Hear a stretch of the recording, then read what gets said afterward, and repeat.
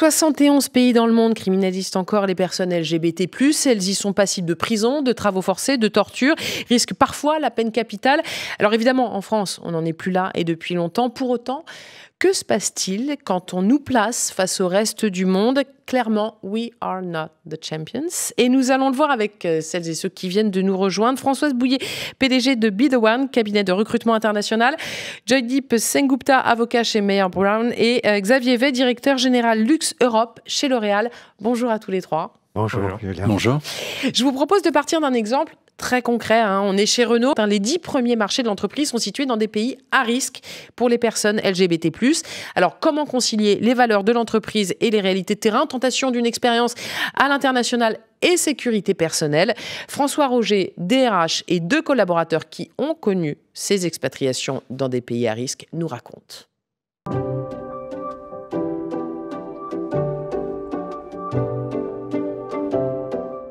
Bonjour, je suis François Roger, je suis le DRH du groupe Renault depuis près de 3 ans. La question des diversités, c'est une question pour le groupe Renault qui est mondiale, parce que notre implantation est sur les 5 continents.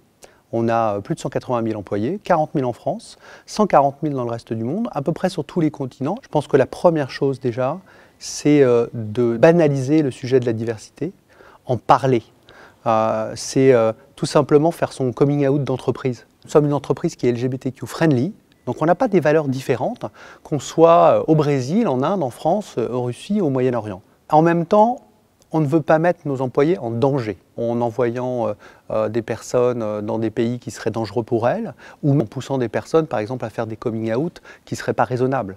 Gérer l'expatriation d'une personne ou d'un couple homosexuel dans un groupe comme le nôtre, quand on parle de pays qui sont des pays à risque pour eux, c'est toujours un cas de conscience. Il n'y a pas de recette. On essaye de former les équipes à la discussion, au dialogue. Moi, je refuse de mettre des vétos systématiques. En 2017, on m'a proposé de partir en expatriation en Inde pour un poste de coordinatrice marketing. C'est vrai que j'ai dû quand même réfléchir à ce choix, dans la mesure où si je partais, c'était avec ma conjointe, et à l'époque, l'homosexualité était pénalisée en Inde. J'attendais de l'entreprise qu'elle puisse nous assurer une forme de sécurité et de soutien. Concrètement, pour moi, lorsque je suis arrivée, les spécificités de ma situation personnelle n'avaient pas forcément été prises en compte. Donc j'ai dû faire par moment une sorte de coming out généralisé sans savoir vraiment à qui je m'adressais et quelle allait être la réaction, sachant que le sujet était un petit peu tabou, avec l'obligation aussi d'aller un petit peu réclamer des conditions et des avantages pour ma conjointe auxquels elle avait bien sûr droit.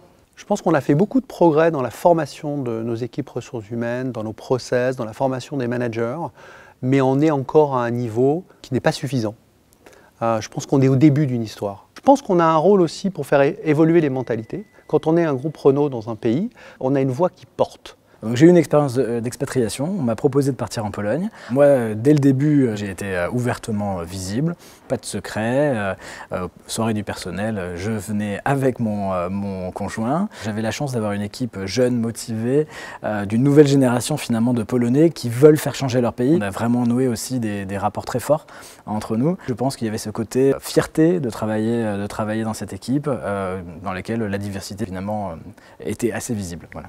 Le point qui m'a le plus fait plaisir, c'est quand je suis parti 2 ans plus tard. Mon équipe m'a dit vraiment, c'était top Thomas, tu as vraiment fait avancer les choses. Donc on ne veut pas changer le monde, mais quand même, on va y contribuer. Je suis particulièrement fier de voir des réseaux LGBTQ se créer un peu partout au sein du groupe, récemment au Brésil par exemple. J'espère qu'on verra ces réseaux se développer afin qu'on voit des rôles modèles émerger partout en France et à l'étranger et qu'ensemble on puisse construire l'entreprise de demain qui valorise toutes les différences.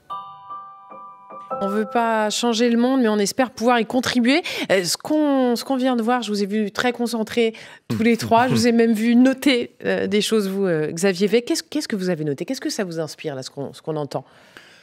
J'ai noté avant tout le rôle modèle. Et le fait, au tout démarrage, la chose première, il faut en parler. Et effectivement, je pense que le plus important, c'est développer. On a passé à des Employee Resource Group aux États-Unis, des associations ou des réseaux. c'est de développer dans l'entreprise des gens qui disent « bah oui, c'est possible d'être dans l'entreprise, de vivre très bien dans l'entreprise en étant qui je suis ». Et c'est une des choses qui m'a animé, c'est pour ça que je suis ici aujourd'hui, c'est s'assurer que les employés, les jeunes qui arrivent, voient des gens qui sont plus haut dans la hiérarchie et qui sont très ouverts sur le sujet. Françoise Bouillet, votre cabinet est l'un des plus gros acteurs de recrutement à l'international dans la communauté fashion, retail et mode et vente. Hein. Vous-même, vous avez étudié, travaillé aux États-Unis, en France, au Japon. Donc, vous êtes la bonne personne pour me dire aujourd'hui où est-ce qu'il fait bon vivre quand on est une personne LGBT+. On part au Japon, on part aux États-Unis, on reste en France, on fait quoi ? C'est clair qu'il y a des pays plus avancés comme l'Europe de l'Ouest, les États-Unis, l'Europe du Nord, l'Islande, le Canada et certains pays d'Asie. Après, pour rebondir sur ce qu'on a entendu sur Renault, moi je trouve que c'est formidable qu'il y ait des entreprises qui se mobilisent comme ça de façon officielle pour essayer d'accueillir la diversité, la différence. Et d'ailleurs, je pense que quand on parle de différence, c'est la différence, c'est toutes les différences. Il se trouve que celle-ci peut éventuellement être visible, mais en fait, c'est toutes les différences. Et quand on comprend que la richesse est dans la différence, ben, du coup, on est vraiment dans quelque chose. Et ça, c'est quelque chose qui est vrai partout. Je pense que la France n'est pas du tout dans le peloton de queue, comme parfois on peut l'entendre. Je pense que la France est particulièrement avancée là-dessus. En termes d'arsenal législatif, par exemple, on a absolument tout ce qu'il faut.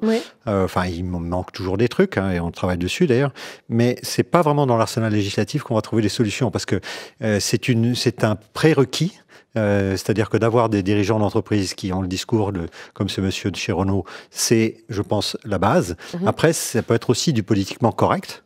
Et après, en fait, on voit bien qu'il y a des tas de choses qui se passent, des discriminations, des licenciements, etc., liés au fait d'être LGBT, qui se passent, mais sur d'autres motifs. Donc, en fait, je trouve que c'est bien d'avoir la première étape du politiquement correct, parce que ça permet éventuellement d'aller à la deuxième étape, qui est plus profonde et qui est une démarche individuelle.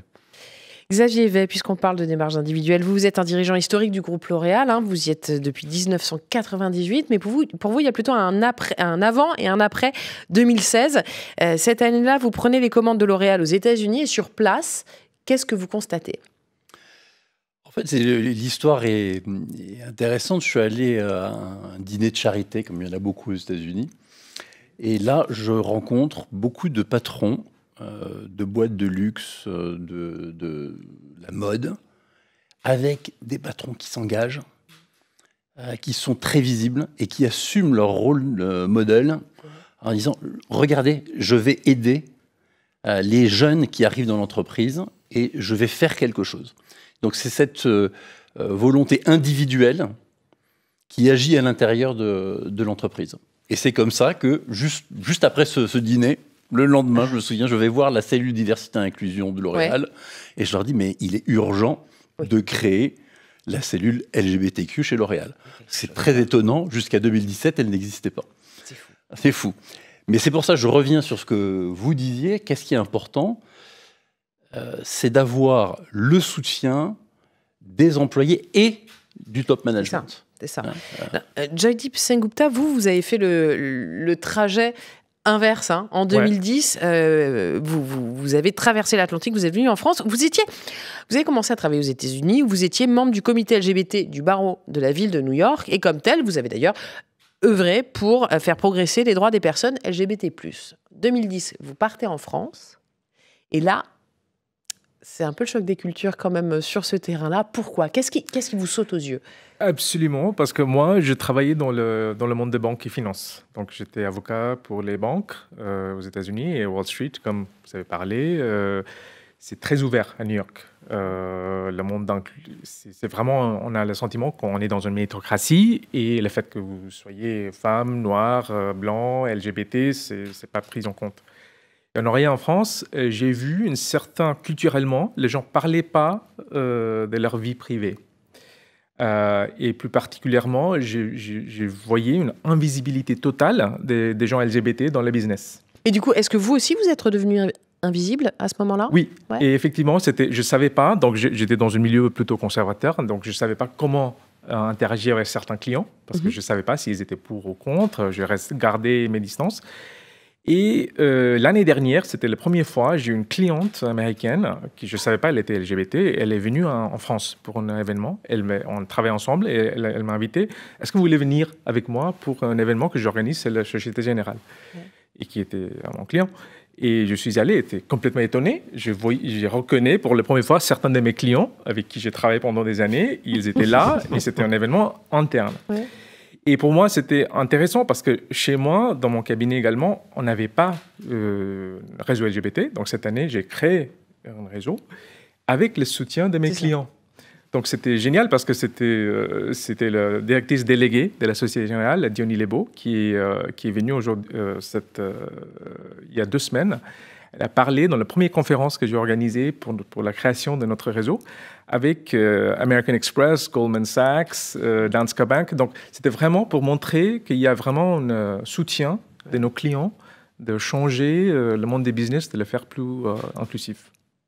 Vous aussi, Françoise Bouilly, votre trajectoire personnelle épouse vos engagements, puisque vous avez décidé de faire votre coming out trans il y a quelques mois à peine, je crois. Oui, c'est ça. Février 2020. Oui. Ouais. Racontez-nous, en fait, le processus qui est à l'œuvre. Qu'est-ce qui fait qu'à un moment donné, on se dit, bon, ben, là, j'y vais. Et puis, comment ça se passe ? En fait, sur le plan privé, j'étais déjà comme ça depuis quelques années. Et comme le privé et le professionnel, il y a plein de ponts, en tout cas dans mon cas. Il y a eu pas mal de ragots qui ont tourné dans l'industrie. Qu'est-ce qui fait qu'à un moment donné, vous le faites, vous dites j'y vais ? J'ai fait un mail en fait à 180 000 personnes dans le monde, tous mes contacts professionnels, et on a beaucoup de monde. Et en fait, j'expliquais plein de choses. Et puis, j'ai montré aussi une vidéo de moi où on voit que ça va, j'ai pas l'air d'être complètement dingue, que je suis pas déprimé, etc. Et donc, je pense que c'était ça que je voulais montrer. C'est que moi, je vais très bien, je vais même beaucoup mieux qu'avant. Et regardez-moi, et peut-être que les poncifs vont s'arrêter. Quelles ont été les réactions ? Alors, j'ai eu beaucoup de messages de soutien, des gens qui m'ont dit « You made my day », des gens d'un peu partout dans le monde.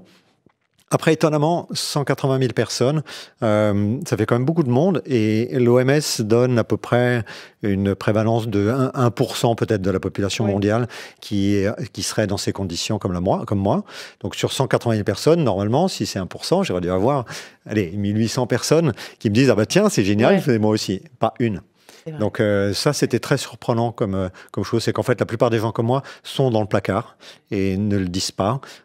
Mais en revanche, j'ai eu beaucoup de messages de soutien en disant c'est super de voir que vous autorisez ça, et ça nous fait du bien. Et j'imagine que là-dedans, il y avait des gens qui forcément se sentent un peu comme moi.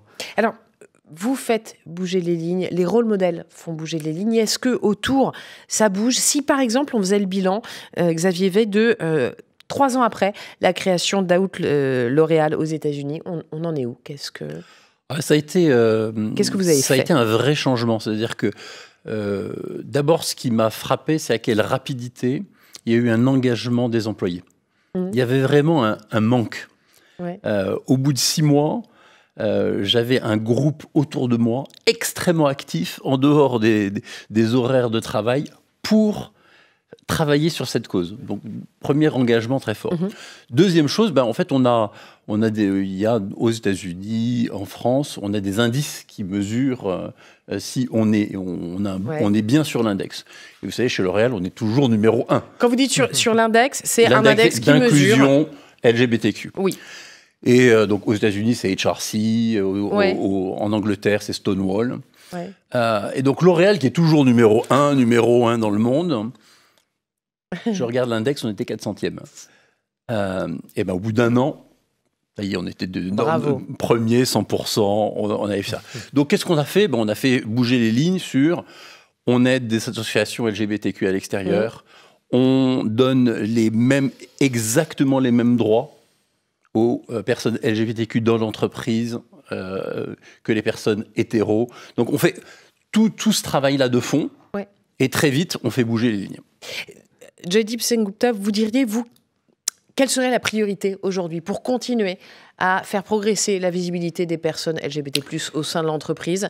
S'il y avait des bonnes pratiques à mettre en œuvre là, maintenant, ce serait quoi ? Oui, moi je dirais la visibilité, c'est important. Et c'est d'abord la visibilité de tous les niveaux, des gens qui sont LGBT s'ils désirent faire leur coming out, qu'ils soient soutenus par leurs entreprises. Deuxièmement, je dirais le tone at the top. Donc, comme souvent en France, la culture des business est très hiérarchique. Si vous avez un dirigeant, un membre des COMEX qui soutient l'équipe le réseau LGBT dans le groupe, ça montre qu'il y a de soutien. Et les gens n'auront pas peur de faire le coming out pour craindre un impact sur leur carrière. C'est ce que vous nous avez dit en préparant cette émission, Françoise Bouillet, avec cette très jolie expression que j'aime beaucoup. Je m'en resservirai. C'est sûr, le poisson pourri par la tête, il peut aussi changer par la tête. Oui, en fait, alors je ne sais pas très bien s'il pourrait, mais ce qui est clair, c'est que les changements, et moi j'ai eu l'occasion de le voir sur d'autres sujets dont je me suis occupé, en particulier le bien-être au travail, c'est arrivé par les directions des entreprises qui, au départ, faisaient du politiquement correct, c'est ce que j'essaie de dire tout à l'heure, et ensuite, ils ont eu un discours qui était positif là-dessus, les employés s'en sont emparés, et après, c'est devenu un sujet de l'entreprise, et les dirigeants ont été obligés de suivre, en fait. Donc, il est essentiel que les dirigeants, quelque part, s'engagent aux côtés. Ils ne sont pas forcément obligés d'être leaders, mais en tout cas, qu'ils n'aillent pas contre, qu'ils laissent les employés faire, et après, il y a un mouvement qui se crée et ça bouge. Merci. Pour moi, c'est essentiel, ça. En fait, c'est pas les dirigeants ou les employés, il faut que ce soit les deux. Il faut avoir au sommet de l'entreprise des gens qui s'engagent. Les dirigeants, une force d'entraînement, ont un pouvoir, ont une latitude que n'ont pas les employés. Il faut les deux. Ouais, les deux. Xavier Vey, Françoise Bouillet et Joydeep Sengupta, merci beaucoup. C'est avec vous que s'achève cette 4e et dernière table ronde. Et avec cette question, la France va-t-elle rattraper son retard? En a-t-elle l'intention et au plus haut niveau? Tout de suite, quelques éléments de réponse.